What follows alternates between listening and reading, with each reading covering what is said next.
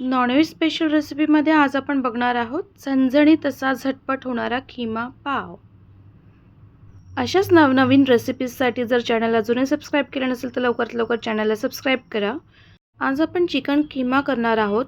सर्वात आधी मी चिकन खिमा धुवून घेतला आणि नंतर त्याच्यामध्ये मीठ घातले आणि आपण आता हे मॅरिनेशन करतोय। मॅरिनेशनसाठी आलं लसणाची पेस्ट, हळद आणि तिखट सुद्धा आपण त्यात ॲड करणार आहोत। थोडासा चिकन मसाला ॲड केला आणि धणे जिरे पूड असेल तर ती सुद्धा तुम्ही ॲड करू शकता आणि लिंबू स्क्वीज केलंय, त्याने खूप छान टेस्ट येते।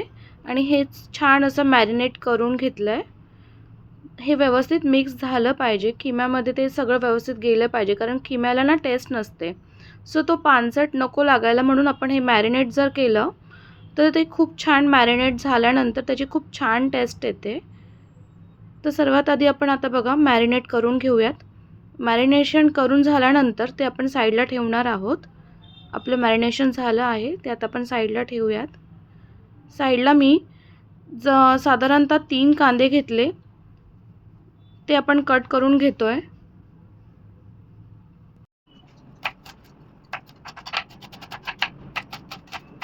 कांदे कट करून झाले आहे। टोमॅटोची आपण प्युरी यूज करणार आहोत, तो टोमॅटो प्युरी आपण तयार करतो।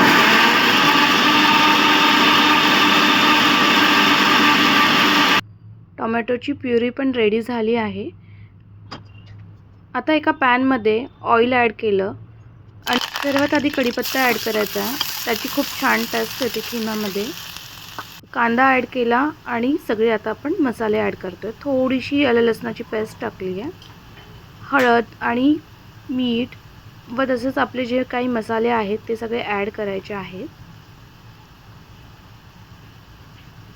मी यात लाल तिखट, तसेच गरम मसाला, थोडासा काळा मसाला असे मसाले ॲड केले आणि चिकन मसालाही ॲड केला आहे। तुम्हाला जर आवडत असेल तर तुम्ही खडे मसाले ॲड करू शकता, बट मी मुलांमुळे खडे मसाले डायरेक्टली यूज करत नाही, कारण ते डायरेक्ट तोंडात आल्यावर ते चांगले टेस्ट नाही येत त्याची।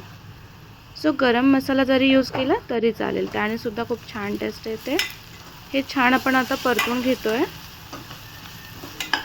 हे परतून झाल्यानंतर त्यात आपण ॲड करणार आहोत टोमॅटोची प्युरी।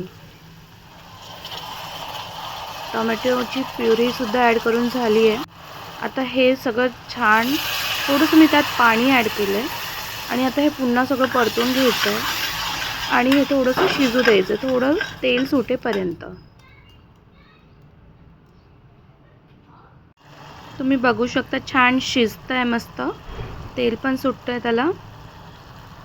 आणि आता आपण त्यात ॲड करणार आहोत मॅरिनेटेड खिमा।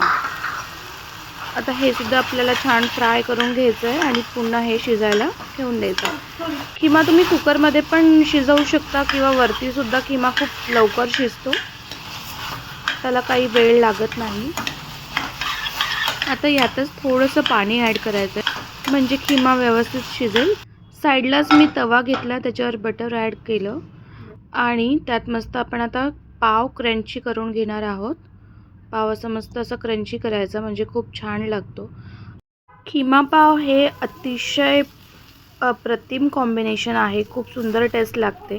तुम्ही नक्की ट्राय करून बघा आणि ही रेसिपी तुम्हाला कशी वाटली कमेंटमध्ये मला नक्की सांगा। आणि अजूनही चॅनलला सबस्क्राईब केलं नसेल तर चॅनलला सबस्क्राईब करा आणि व्हिडिओला लाईक करा। आता आपला खिमा तयार झाला आहे, त्याच्यावर आपण मस्त कसुरी मेथी ॲड करतोय आणि गार्निशिंगसाठी शेवटी कोथिंबीर ॲड करणार। खूप सुंदर असा खिमा झटपट तयार होणारी ही रेसिपी आहे। Thanks for watching.